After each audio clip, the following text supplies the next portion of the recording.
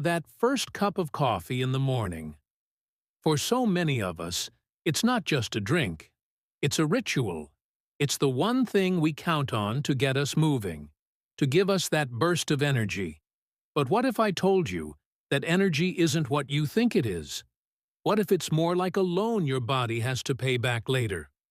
Let's explore what really happens when you take a 30-day break from coffee. So, let's get right to the heart of it. Is that coffee you're drinking actually creating energy in your system? Well, the short answer is nope, not at all. What it's actually doing is a pretty brilliant bit of trickery right inside your brain. To get this, you have to meet a little molecule called adenosine. Think of adenosine as your body's natural sleepiness signal. See, your body runs on a fuel called ATP. As you use up that fuel all day long, adenosine is what's left over.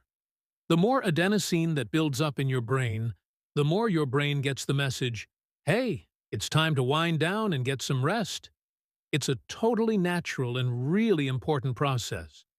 Now, here's where caffeine comes in. The caffeine molecule looks almost identical to adenosine. It's like a key that's just the right shape to fit into the same lock. So, caffeine zips up to your brain and slips right into the adenosine receptors, basically blocking them off. So, while adenosine is floating around, trying to tell you you're tired, caffeine is playing defense, not letting the message get through. And this is the key takeaway, right? Coffee doesn't actually give you anything. It doesn't create energy. It just stops you from feeling how tired you already are. It's like putting earmuffs on when an alarm is going off. You're not actually more energetic. You're just less aware of your fatigue. And of course, your brain starts to compensate, meaning you need more and more caffeine just to get that same effect. So, what happens when you finally decide to take the earmuffs off and let your body reset? Well, as Purely Healthy says, you've got to be ready for a withdrawal period. And this isn't just you missing your coffee. This is a real physical process where your entire body chemistry has to find its way back to a natural balance. This whole reset unfolds over about a month, and it has some pretty distinct stages. Yeah, it starts with that dreaded headache, but trust me, it leads to some amazing places, like deeper sleep, way sharper focus, and eventually, what we're all after, real sustained energy. So, let's walk through this timeline together.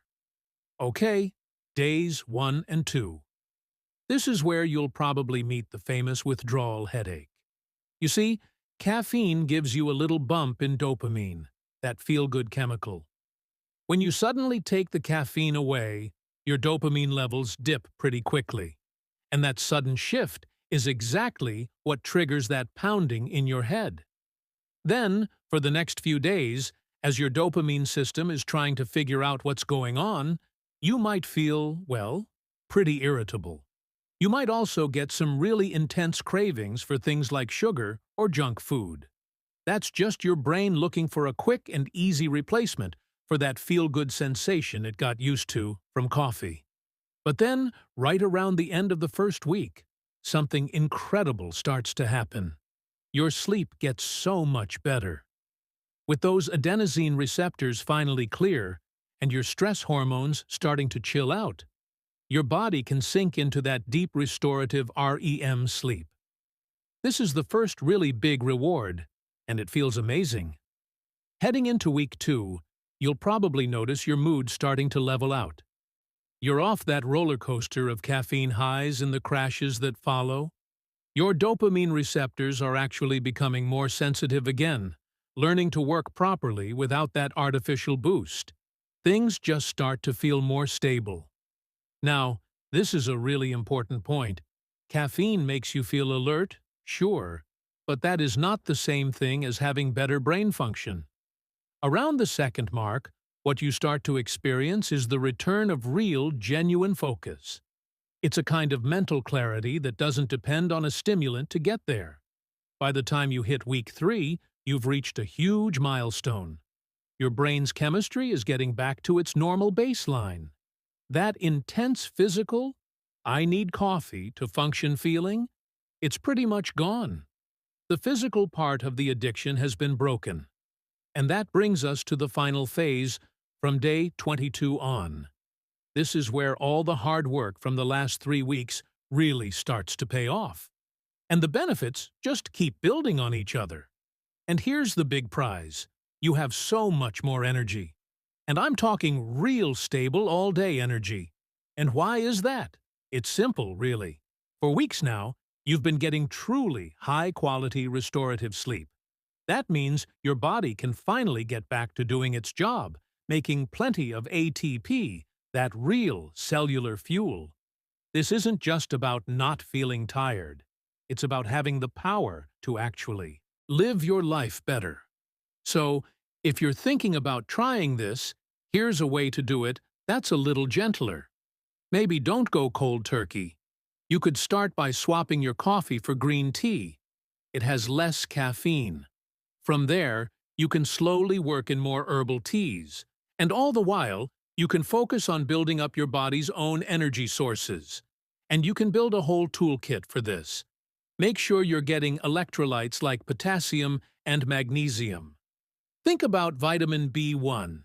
It's like the spark plug for your metabolism. You could also look into adaptogens like ashwagandha, which help your body handle stress.